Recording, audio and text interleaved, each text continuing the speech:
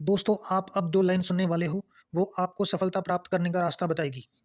दोस्तों, आप अब जो लाइन सुनने वाले हो, वो आपको सफलता प्राप्त करने का रास्ता बताएगी। ये है वो line my dear friends, if you want to be successful, you must be willing to be uncomfortable.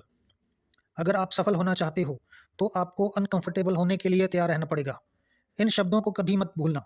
आपको अगर सफलता प्राप्त करनी है, तो आपको वो सब करना पड़ेगा जिससे आपको डर लगता है।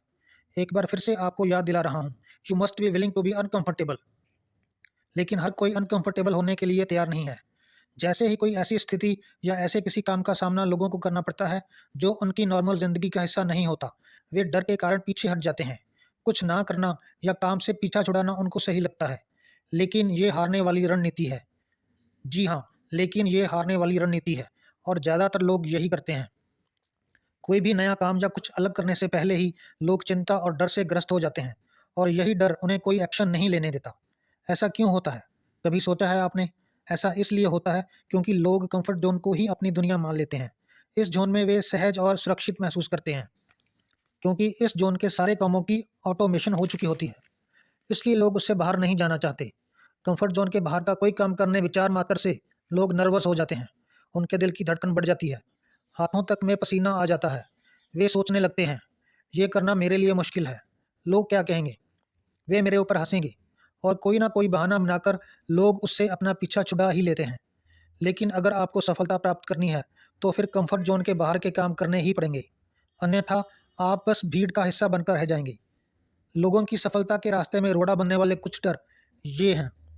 पब्लिक स्पीकिंग, ये दुनिया का नंबर 1 डर है।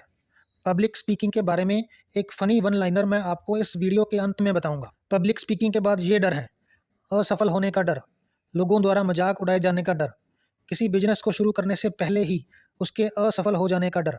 ये लिस्ट बहुत लंबी है दोस्तों। इन सब डरों से बचने का एक तरीका बहुत ही हिट है। सब उसी का उपयोग करते हैं और वो ये है, डर या मुश्किल को देखकर पीछे हटना। इन सब डरों से बचने का एक तरीका बहुत पॉपुलर है, सब वही करते हैं और वो है डर या मुश्किल को देखकर पीछे हटना। ये सबसे आसान होता है और सब यही करते हैं, लेकिन इसकी भारी कीमत लोगों को चुकानी पड़ती है और ये कीमत सचमुच बहुत भारी होती है, जिसमें ये सब शामिल है। सफलता लोगों से दूर हो जाती है, आत्मविश्वास में कमी आ जाती है, डर पहले से ज़्यादा लगने लग जाता है, अफ़सोस करने के अलावा कोई रास्ता नहीं बचता। लेकिन सिर्फ डर से बचने के लिए इतनी भारी कीमत चुकाना बिल्कुल घाटे का सौदा है। ये पागलपन है। लंबे समय के लिए सोचें तो ये तरीका बिल्कुल सही नहीं है। ज़रा सोचो, बचपन में साइकिल चलाना कैसे सीखा था? डर लगा था, गिरे थे, चोट भी लगी होगी, लेकिन साइकिल चलाना सीखने की हसरत डर से डरी नहीं थी। नतीजा आपके सामने है।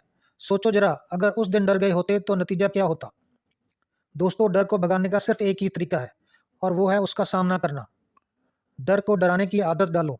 यकीन मानो वो तो भागने के लिए तैयार बैठा है। बस कोई डराने वाला चाहिए और आप में डर को भगाने की ताकत कूट-कूट कर भरी है। बस ज़रूरत है उसे उपयोग में लाने की। डर से भागकर या बचकर कभी किसी को कोई सफलता प्राप्त नहीं हुई है और ना ही आगे कभी होगी। याद रखो, डर के आगे जीत है। दोस्तों, डर सभी को लगता है, इसमें कोई शक नहीं है। लेकिन सफल सिर्फ वही होते हैं जो डर से डरकर भागने की बजाय उसके खिलाफ एक्शन लेते हैं और फिर सफलता से उनकी मुलाकात होना निश्चित हो जाता है।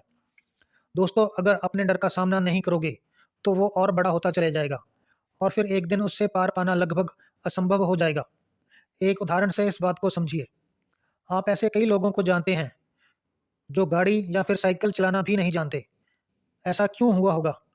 ये आपको बताने की ज़रूरत नहीं है। आप बहुत समझदार हैं। अंत में बस इन शब्दों के साथ ख़त्म कर रहा हूँ। जब आप अपने कंफर्ट ज़ोन के बाहर का कोई काम करते हो, तो वो काम भी आपके कंफर्ट ज़ोन में शामिल हो जाता है। बस अपने कंफर्ट ज़ोन को हमेशा बड़ा करते जाना है। याद रखो, सफल होने के लिए वो सब करना ही होगा, जो काम करने में आम लोगों को डर लगता है। पब्लिक स्पीकिंग के डर वाले वन लाइनर से पहले हमेशा की तरह आपसे रिक्वेस्ट है कि अगर ये वीडियो और इसमें दी गई जानकारी आपको अच्छी लगी है, तो प्लीज़ इस वीडियो को लाइक और शेयर ज़रूर कीजिए। साथ ही साथ मेरे इस चैनल को सब्सक्राइब भी करते रहें।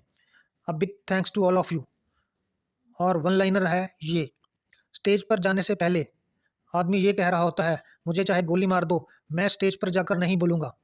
लेकिन जब वो स्टेज पर जाकर बोलने लग जाता है, फिर उसके दिमाग में ये बात चलती है, चाहे मुझे गोली मार दो, लेकिन मैं स्टेज से नहीं उतरूँगा। Thank you dear friends, take care and be happy always.